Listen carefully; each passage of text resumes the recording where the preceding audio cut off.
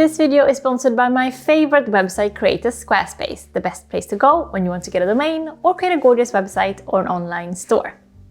Okay, I'm a slow reader, and I mean slow. When I read fiction, there's like barely any sentence that I won't like stop and read again, sometimes even 3 or 4 times. Sometimes it takes me like 2 hours to read even 20 pages, and I'm not even exaggerating.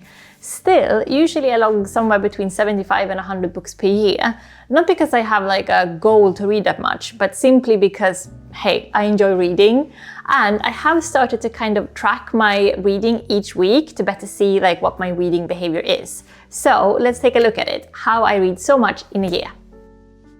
I mean, reading that much in a year as a super slow reader, of course, it takes time, like that's obvious. And my weeks are really quite intense. I have very little time off.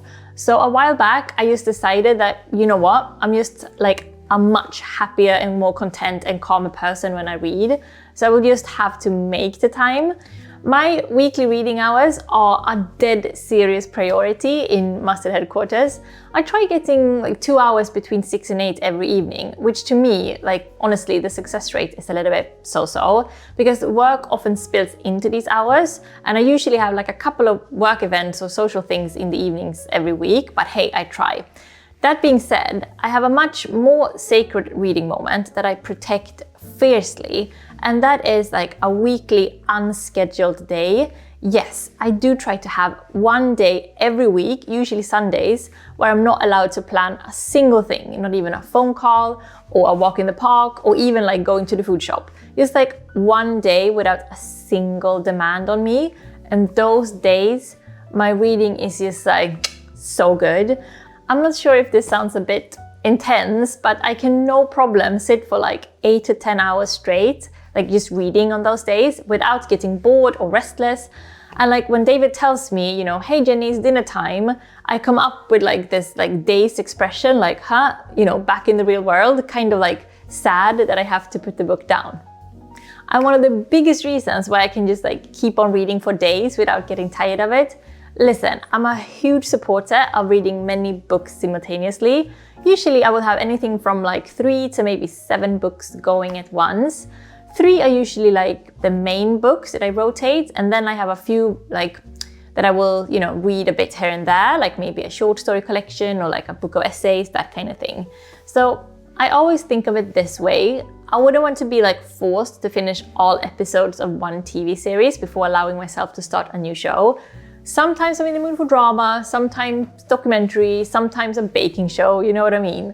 And there is such like a huge difference between reading something like Virginia Woolf and something like more contemporary and lighthearted. So when I sit down to like a reading session, I will usually start with the most difficult book. Like right now, I'm about to start Catherine Mansfield, which I haven't read before. Have you? How is she? And then after I finish a bit of that, I'll go on to something more like contemporary, but kind of demanding. Like right now, I'm reading one of Sigrid Nunes' like earlier books, who's just like one of my favorite authors ever. I will never stop beating my drum for her on here. And then when my brain gets a little bit tired, I'll pick up something contemporary where the author has sort of put a lot of effort into the flow. And by that I mean like an author who like listens to the melody and the rhythm of their prose in a way that makes it like super smooth for the reader to just like swim along. And with those books, I can usually like up my pace quite a lot because I don't reread the same sentences as many times. For example, I just reread Sayaka Murata's Convenience Store Woman, and oh man, that book reads itself. The pages just like turn on their own. I have a lot of love for authors who do this, like who listen to the flow and like allow the reader to like get completely immersed and like not work so hard. I mean, I love Big Sister Virginia Woolf as well with a passion, but she sure makes you work as a reader, which is also a fantastic type of reading experience when you're like kind of interacting with the book in another way. But after a long day of working very hard with my little tired brain, I don't often have the like neurons left for it. So that's more like of a Sunday morning fresh and bright type of reading.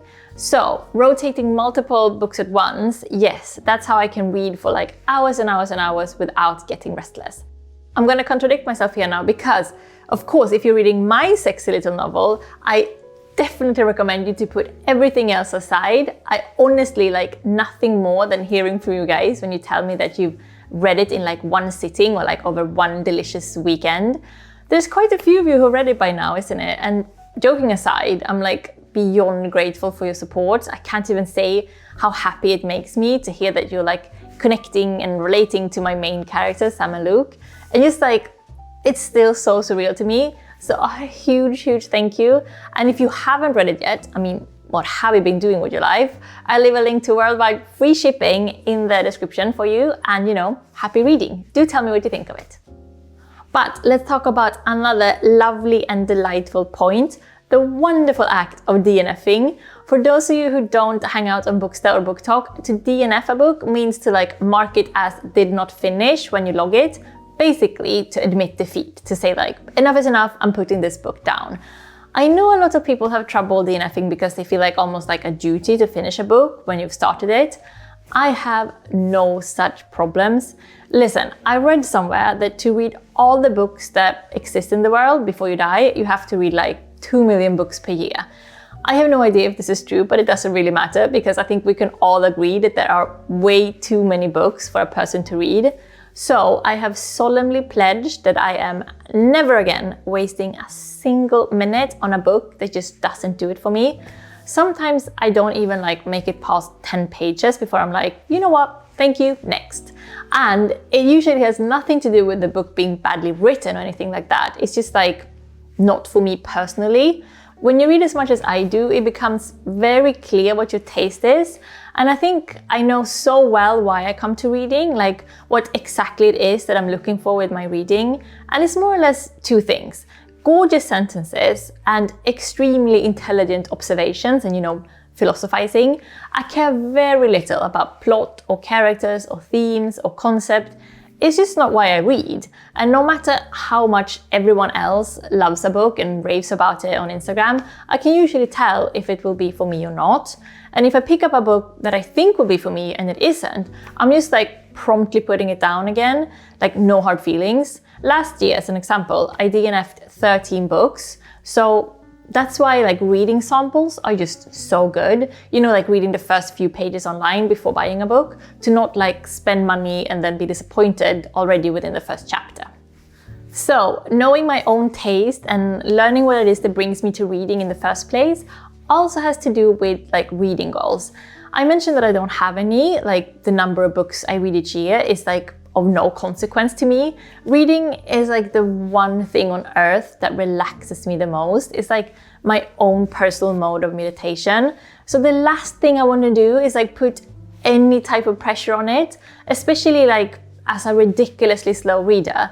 I never want to feel like I have to speed up to finish a book quicker. That would like kill the whole reason why I come to reading anyway, to like slowly savor and reread delicious sentences. I'd rather read like 10 books well in a year than 100 with like a sense of haste. Another thing, both because I'm like part of the book communities on Insta and TikTok, but also even more importantly because I'm an author, I hear a lot about like the newest, hottest thing. Those books that like all of a sudden everyone seems to be talking about. And publishers do send me a lot of free books, like wanting me both to like post about them on my channels, but also to like give a quote as an author for them to like put on the cover or online. But again, hundreds of thousands of new books get published every year. I can't read them all. So I'm staying away from trends completely and only reading the new books that I truly believe that I will love. I think if I would have like the stress of a reading goal every year, or if I would feel like I had to read the trending books to like stay ashore, then it would just kill a lot of the pleasure of reading for me and make me like less likely to sit down and open a book in the first place. So I'm staying true to me, my taste, my preferences. Even though I don't have a goal, I do love logging books. Like, it's one of the greatest pleasures in life, logging your pastimes, don't you think? I mean, David is religious, just religious with his Letterboxd film lists, and I'm also an avid logger. Like, what about you? Do you log your reading or film watching? And which apps do you use? Like Goodreads, Storygraph, or Letterboxd, or something else? Personally, I both keep track of the books that I want to read, but also, of course, the books that I have read, with an intricate point system for rating them. I do this in Google Docs because I personally am not like a big fan of Goodreads. However, I have been convinced to give Storygraph a go, so this year I will log on there to see if I like it better. But my favorite part of logging isn't online at all. It's the weekly logging I do in my beautiful little notebook. I mean, look at it, how sweet, isn't it? So every page in this notebook is like 1 week's reading. So I log which book and like how many pages every day and how many books that I finished. On a bad reading week, where there's been like too much else going on and I've barely had any time to sit down, I usually log under 200 pages. On a normal week, I would say it's like 300 to 400 pages. And on a good week, you know, if you're on holiday or if you had like a full weekend without any plans, I can log about 500 to maybe 650 pages. But that's like me, like a full week on a Swedish lake or somewhere, like doing nothing but lounging and reading and drinking iced coffee and champagne for a week type of reading. So I mentioned earlier that it sometimes takes me like 2 hours to read just 20 pages. Like this has happened to me quite a lot this year, that I sit down at 6 to read until 8 p.m. and it just doesn't work. Like I reread the same passages over and over because my mind is still racing after a full day of extremely hectic work. So I like find myself picking up my phone and just like staring into space and like not being able to relax enough to focus on the words on the page. Do you recognize this, where you're supposed to be reading, but you spend more time on your phone or like whatever than on the actual page? Whenever I get like this, David is always the one to pull me out of it. He's like, Jenny, pull yourself out of it, light a scented candle, put on the calmest classical music, and above all, he reminds me to airplane my phone and put it away, like way over there. And that's it. Like that's what I usually need to like read myself into the book. And 30 minutes of that, I'm like usually back to my normal reading focus, like meditation type mode. It doesn't work every single time, but definitely more often than not to like airplane my phone. What about you? Do you often have trouble getting into reading because your mind's like too fraught and hectic and you can't stop picking at your phone? It's the worst, isn't it? Do you also mute your phone when this happens, or how do you like get back into reading mode? So what I think this video has taught us is that for me, reading is like more than a hobby. Sorry to be all like sentimental here, but can I just be radical and say that for me, reading is one of my main sources of happiness, and I don't even know why. It just does it for me. I feel closer to humanity. I feel that my brain is growing and my own worldview is shifting. For all of us who are like highly driven by curiosity, I think reading is the easiest way to tap into the rest of the world.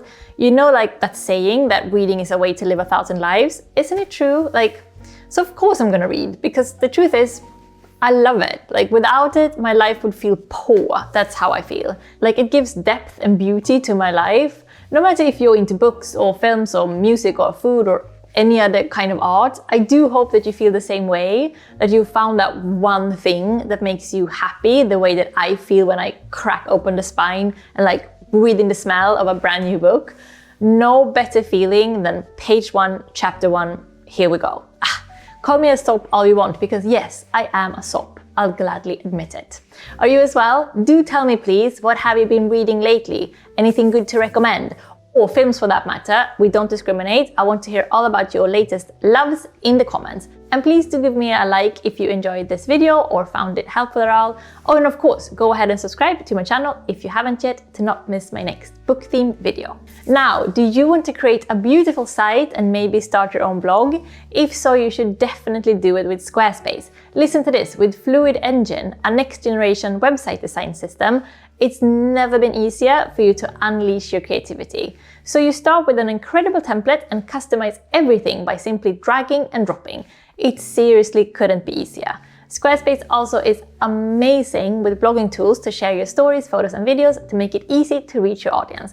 You can also auto-post your content to Twitter, Facebook or Tumblr, and they have great traffic analytics so that you can see how many people are visiting your site and how long they're staying for and where they're coming from and what they're interested in, like fashion or languages or maybe books, for example. So guys, what are you waiting for? Go get your free trial today at squarespace.com, and when you're ready to launch, go to squarespace.com/jennymustard to get 10% off your first purchase of a website or domain. That's it for me this week. There's nothing I love more than talking books, so thank you for keeping me company here today and see you next week already. Puss puss and happy reading!